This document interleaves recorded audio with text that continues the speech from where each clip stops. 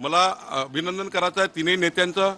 या तिन्ही नेत्यांनी हा एक आग्रह केला होता, 80-90 नाही, 160-170 नाही किंवा कुठल्या आकड्यावर जायचं नाही, एकच आकडा जिंकण्याकरता लढायचा आहे।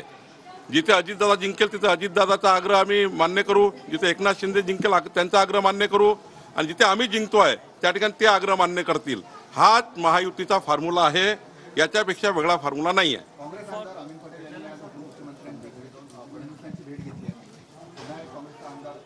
असं आहे, देवेंद्रजीकडे फक्त दर्शनाकरता गेले।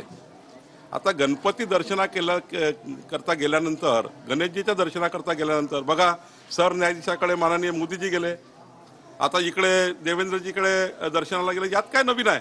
त्यात कशाचं राजकारण आलं? आणि त्यामुळे मला वाटतं हा राजकीय मुद्दा नाही आहे।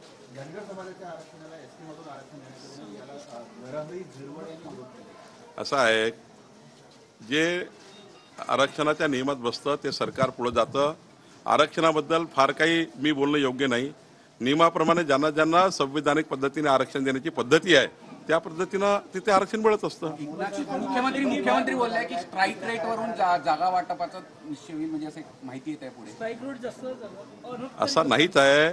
आमच्या तिन्ही नेते, देवेंद्रजी, मी सारे बसलो होतो, सुनील तटकरे साहेब, माननीय प्रफुल्ल पटेल साहेब, आम्ही सारे बसलो। त्याच्यामध्ये एकच फॉर्म्युला होता, जिंकण्याकरता लढायचा, दुसरा फॉर्म्युला नव्हता।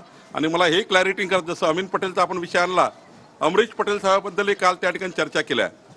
असं आहे, काल शरद पवार साहेब अमरीश पटेलच्या त्यांच्या प्रायव्हेट हेलिपॅडला उतरले। आता हे तर या महाराष्ट्राची संस्कृती आहे, या महाराष्ट्राचे संस्कार आहे।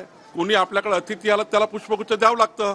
पण कालही या ठिकाणी मोठ्या प्रमाणावर मीडियाच्या माध्यमातून ज्या पद्धतीने अमरीश पटेल साहेबाबद्दलही हे तुतारी घेणार आहे असं जे दाखवलं तेही मला वाटतं योग्य नाही आहे। कधीपर्यंत ही जागा वाटप स्पष्ट होईल, म्हणजे चित्र फार मला वाटत की आता 70-80 टाक्यावर आमचं एकमत झालं आहे। एकनाथजी, देवेंद्रजी, अजितदादा प्रेस घेतील, नक्की तुम्हाला त्या ठिकाणी म्हणजे महाविकास आघाडीच्या पूर्वी महायुतीचा फॉर्म्युला आणि जागा वाटप झालेले दिसतील। उद्धव ठाकरे चर्चेत म्हटले की सर्वेमुळे